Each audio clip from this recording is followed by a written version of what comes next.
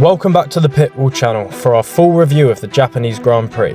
If you thought the 2026 regulations were going to be a slow burner, yesterday at Suzuka just threw a bucket of high-octane fuel on that theory.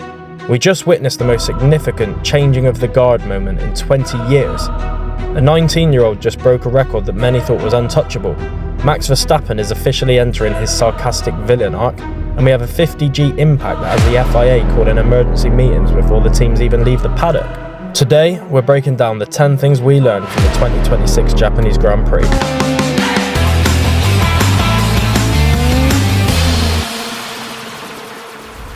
To understand how the race turned into a tactical lottery, we have to talk about the Saturday that broke the veterans.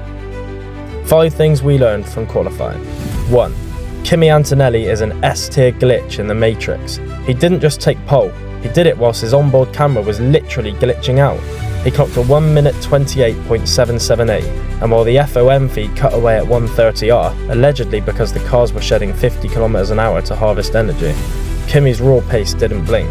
He's now taken back-to-back poles, proving that the Mercedes W17 is the clear class of the field. 2. The super clipping controversy. We learned that the 2026 cars at Suzuka are essentially big, expensive batteries. Drivers like Charles Leclerc were screaming on the radio because they'd push hard in the corners only to have the car clip, run out of power, on the straights.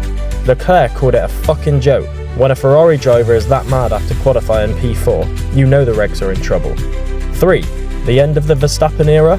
For the first time since 2019, Max Verstappen didn't make Q3 at Suzuka. P11. He called the Red Bull undrivable and jumping in the high speed. We learned that the RB26 has a massive fundamental flaw with its rear end stability under the new aero rules. 4. Experience versus adaptability. Look at the back of the grid. Alonso P21, Stroll P22, with Bottas and Perez back there too. Meanwhile, rookies like Lindblad and Hadjar were comfortably in the top 10. Qualifying taught us that the 20-year veterans are struggling to unlearn 20 years of driving style, while the kids are treating these cars like a simulator. 5. The Mercedes Cold War. George Russell was P2, but the gap to Kimi was nearly 0.3 seconds. George's radio was full of, "Something doesn't feel right." Translation? My teenage teammate is faster than me and I don't know why. And if you think the tension was high on Saturday, wait until you see what happened when the lights went out on Sunday. Here are 10 things we learned from the Japanese Grand Prix. 1. Kimi Antonelli, the teenager who leads the world. Kimi is officially the youngest championship leader in Formula 1 history at 19 years old. He had a nightmare start. Too much wheel spin dropped him from P1 down to P6. Most rookies would have binned it into the wall at 130R trying to make it back. But Kimi?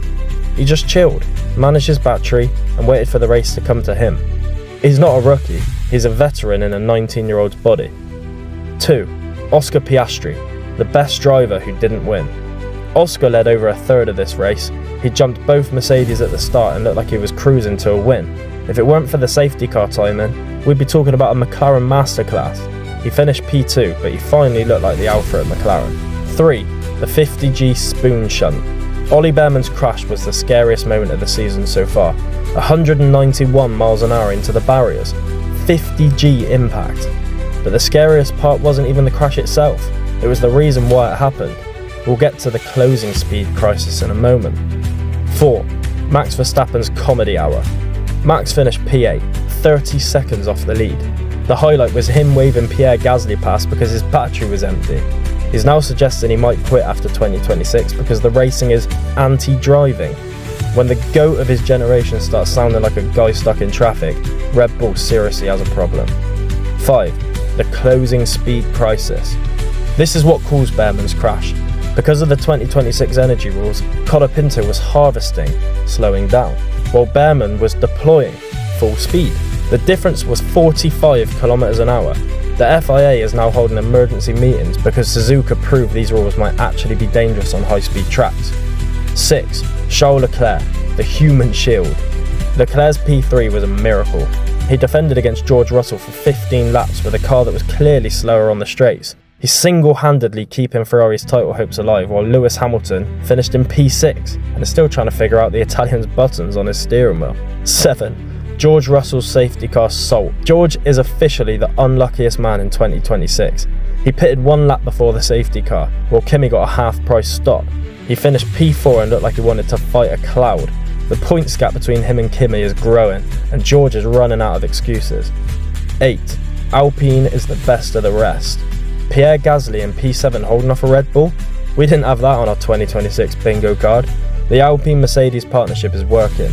They aren't exactly winning, but they are officially the midfield boss. 9. The energy lottery. Remember how I said Kimi was composed? He won because he played the energy lottery better than anyone else.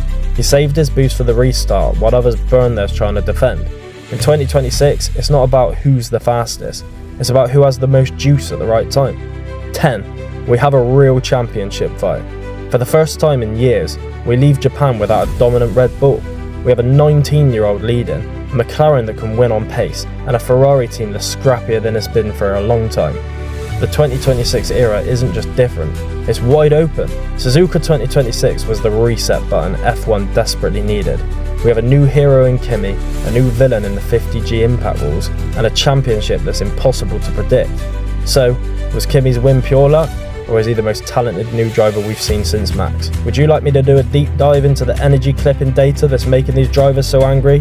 Let me know in the comments, hit that like button, and I'll see you in the next one.